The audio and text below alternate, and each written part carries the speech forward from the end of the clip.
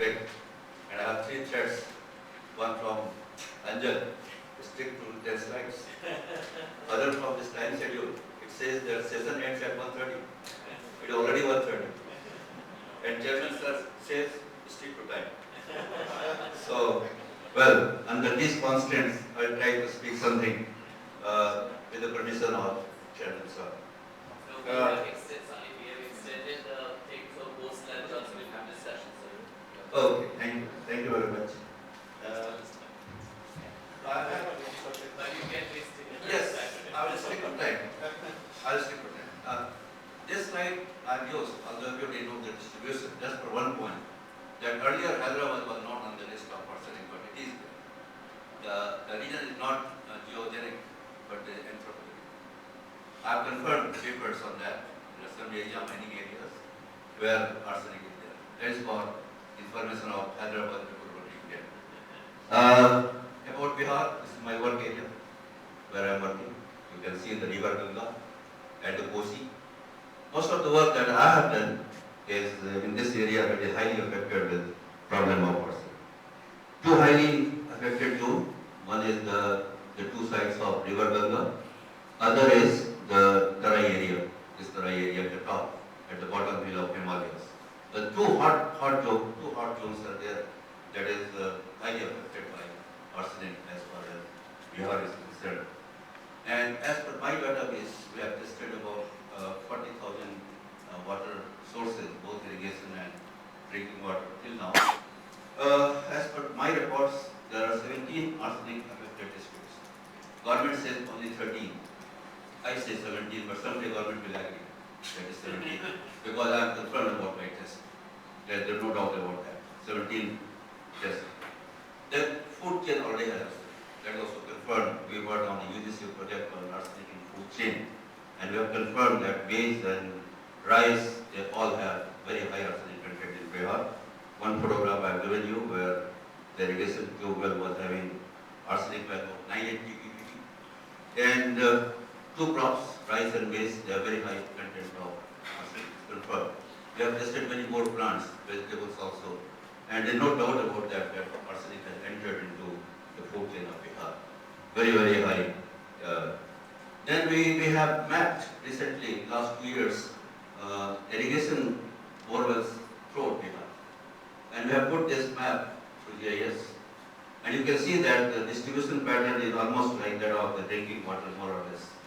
There is very high zone in Bhagalpur area.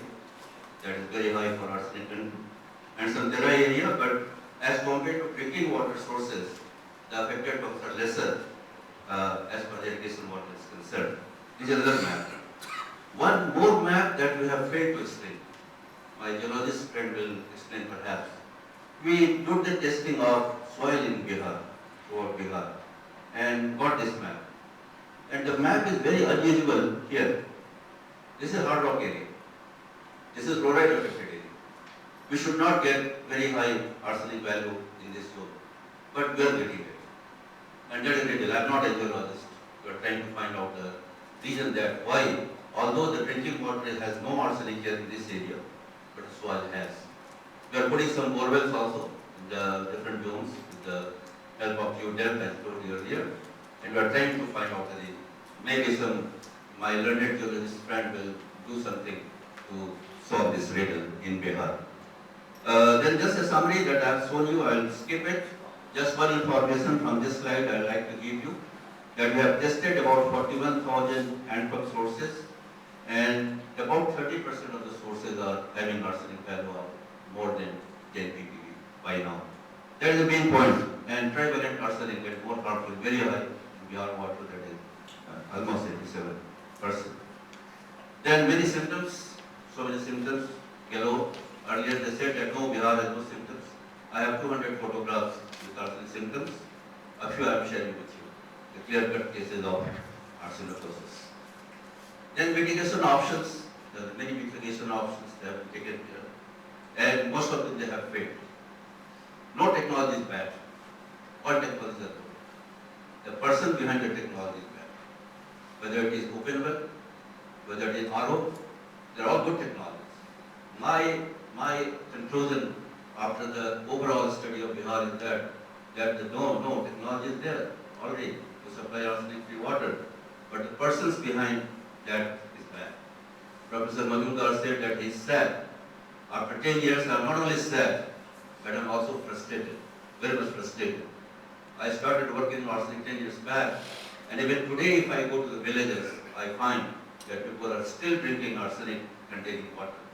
When Anjal said me that we want to tell you some status of Bihar arsenic story as far as mitigation is concerned, I visited last 1 week 5 districts to know the current status. I won't speak anything, I'll show you some of the photographs from all the 5 districts that I've taken in last 10 days. Just go through them and you'll know the story. This is Bhagalpur. Can you see the solar panels? That is solar panel RO system, not working. Not working since last 2 years. It worked for 2 months only. That is Bhagalpur.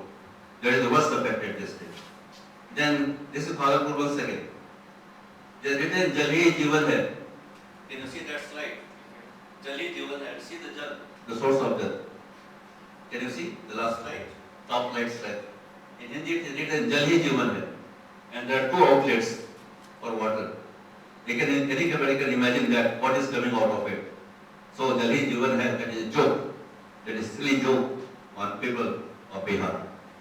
Then Bhagalpur, Buxar. I visited Buxar also. Except for 1 unit, this corner unit. All the units were defunct. Whether it is absorption based or whatever. Only left hand side, out of 5 photographs, 1. You can imagine the percentage of successful mitigation strategy. The money is being spent by UNICEF, GFID, government agencies, all going down the drains. That's not working for the people. Then you see this is Mojampur in Bhojpur. This is the Ganga water that being supplied. Fortunately, it is still working. But there are 3 problems. That is going to block this very good system at the cost of 56 crores down the drain again. There is no power supply. Bihar is deficient in water 5 and this is power intensive project. There is one problem. According to my study, remote sensing study, in this area Ganga is self-here. And maybe after 3 years, Ganga won't be here where the plant is there. And supply line is damaged, totally damaged. Very few villages are getting water from this system. That situation in that of Bhojpur.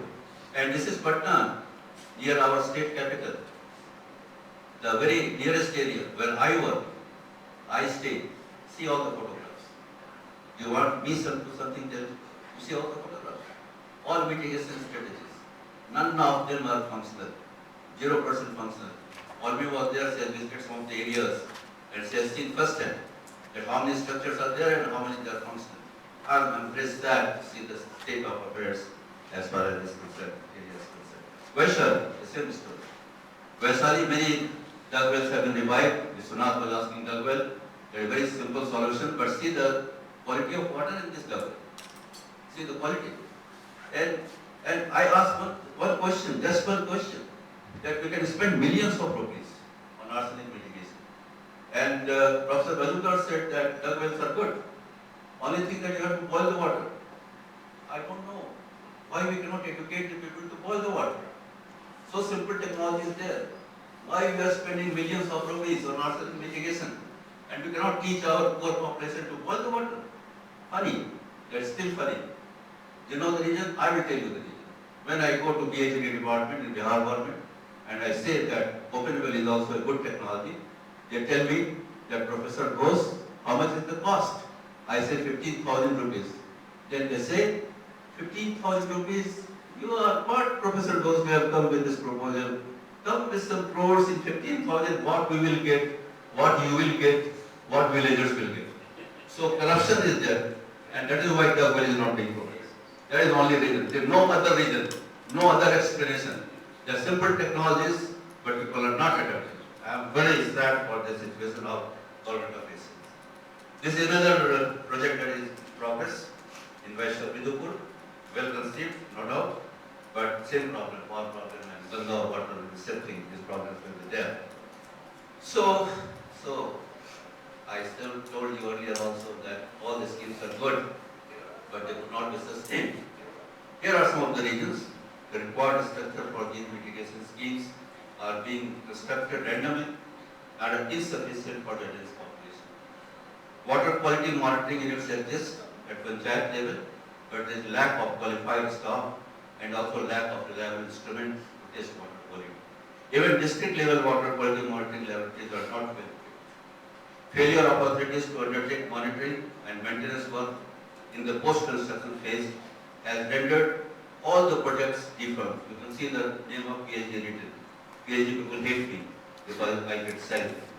And there is a lack of awareness and sensitization to arsenic contamination and lack of ownership among the largely illiterate population. Poor community motivation for safe water use, complicated by physical nature of arsenic in water.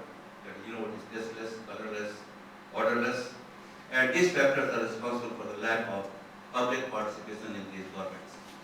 And that is why it is a failure.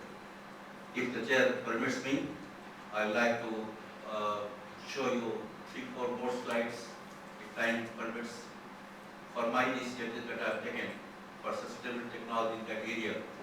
Three or four technologies we have attempted in our area. This is one of the technology adoption-based household filter. It is successfully tested in both lab and field.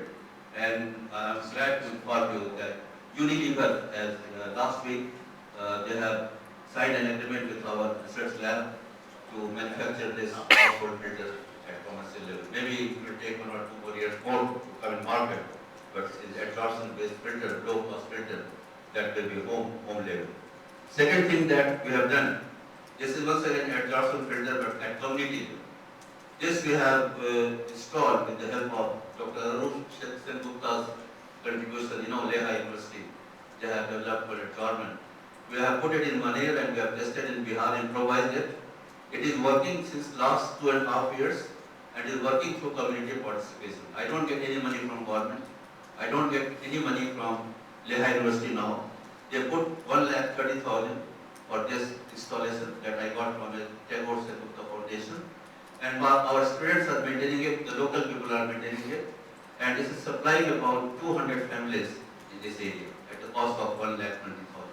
And it is working since last 2 years and is still working, and it will work for another 10 years if I am alive and if I am active in that role by that time. And this is RO. RO is criticized due to high cost. They show that RO filter is very costly. I don't say.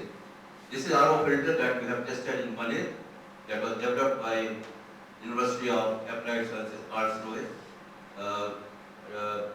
We have been working on this filter since last 3-4 years, and we improvised 3 things in this filter. One, we did the pre-filtration through sand filter. The other is energy recovery system, and the other is solar panel that you can see. And we are producing water through this system at the cost of about 40 paise per liter. In market, you buy that water at 15 rupees per liter. And the actual cost through these devices, the pre-filtration and all that. Professor Mainkis is working with me. You are doing, Professor Mainkis in research. Dr. Mohanda has visited his lab also. So the cost is 50 paise. I don't think that is very high cost.